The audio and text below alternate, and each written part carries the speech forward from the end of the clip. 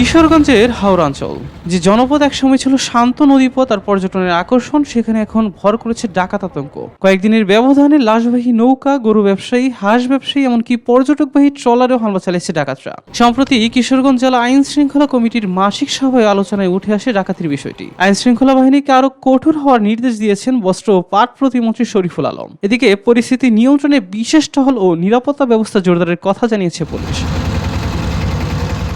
একসময় সূর্য ডোবার পরও হাওরের নদীপথে চলত যাত্রীবাহী নৌকা, মাছ ধরার ট্রলার আর ব্যবসায়ীদের আনাগোনা। এখন সেই নদীপথেই নেমে এসেছে আতঙ্ক। কয়েকদিনের ব্যবধানে করিমগঞ্জ, মিঠামইন ও ইটনার বিভিন্ন জলপথে একের পর এক নৌ ডাকাতির ঘটনায় নিরাপত্তাহীনতায় ভুগছেন হাওড়বাসী। গত 7 জুলাই রাতে 15 দিনের এক শিশুর মরদেহ নিয়ে বাড়ি ফেরার পথে করিমগঞ্জের নোয়াগাঁও স্লুইস গেট এলাকায় ডাকাতির শিকার হন স্বজনরা। মানবিক আবেদনও গলাতে পারেনি ডাকাতদের। অস্ত্রের মুখে জিম্মি করে লুটে নেওয়া হয় মোবাইল ফোন, নগদ টাকা ও সোলার ব্যাটারি। বালিখোলা থেকে ছাড়ার পর 15 মিনিট পরেই আমাদের একটা নৌকা আক্রমণ করছে।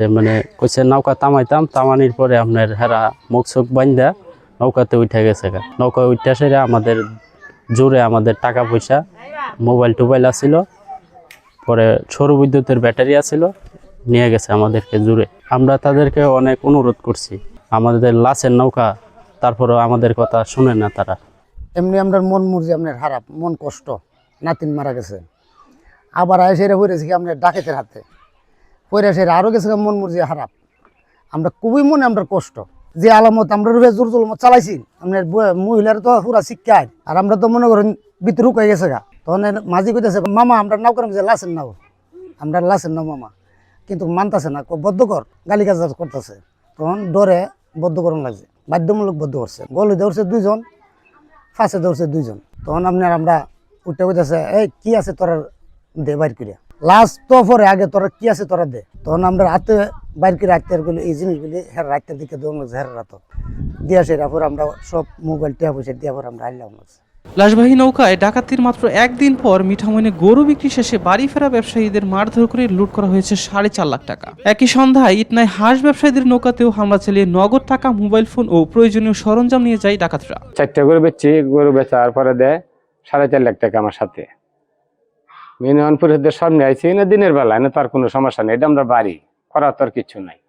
আমরা এনে আইছি দিনের বেলা, এনে আইতেই আমরা ডাকাতে হামলা দিছি।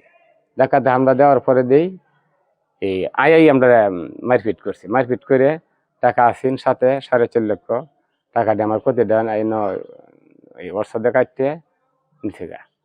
আচ্ছা, বাড়ির দ্বারা দিয়ে আমরা আয়াও দিয়ে এইভাবে টাকা পয়সা নেই গা, তা আমরা চলার তো কোনো কায়দা নাই।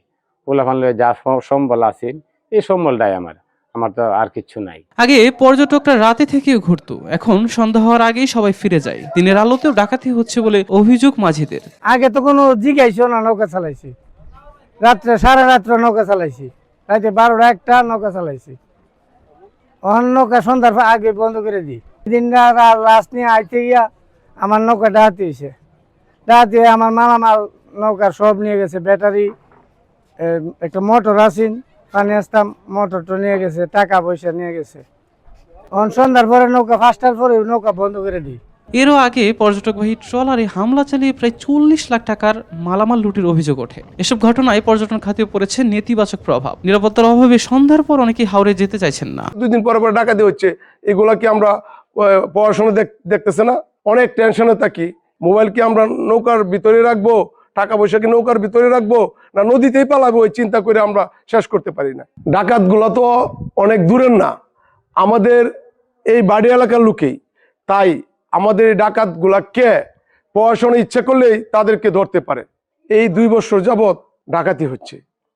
আমরা এই নগাঁও থেকে আসনপুরের এই আউটটার মধ্যে যদি পুলিশ 8টা 9টা পর্যন্ত থাকে, তাহলে আমরা কিশোরগঞ্জের যে কোনো কাজ, আমাদের জরুরি কাজ সেরে আমরা স্বাচ্ছন্দ্যভাবে আসতে পারি।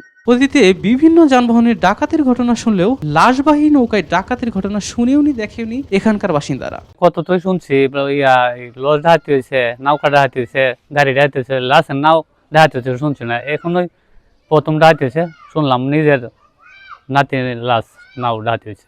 এই ঘটনা যারা করাইছে যারা উপযুক্ত বিচার চাই। ডাকাতি প্রবণ নৌপথে বিশেষ টহল শুরু করেছে জেলা পুলিশ।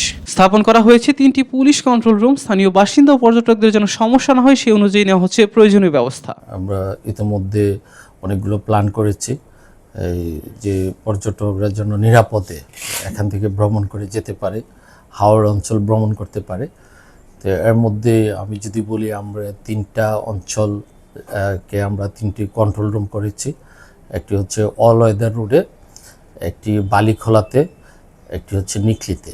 ইতিমধ্যে একটি ঘটনাও ঘটেছে এরকম, এই হাওড় অঞ্চলে একটি ট্রলার আটকা পড়েছিল।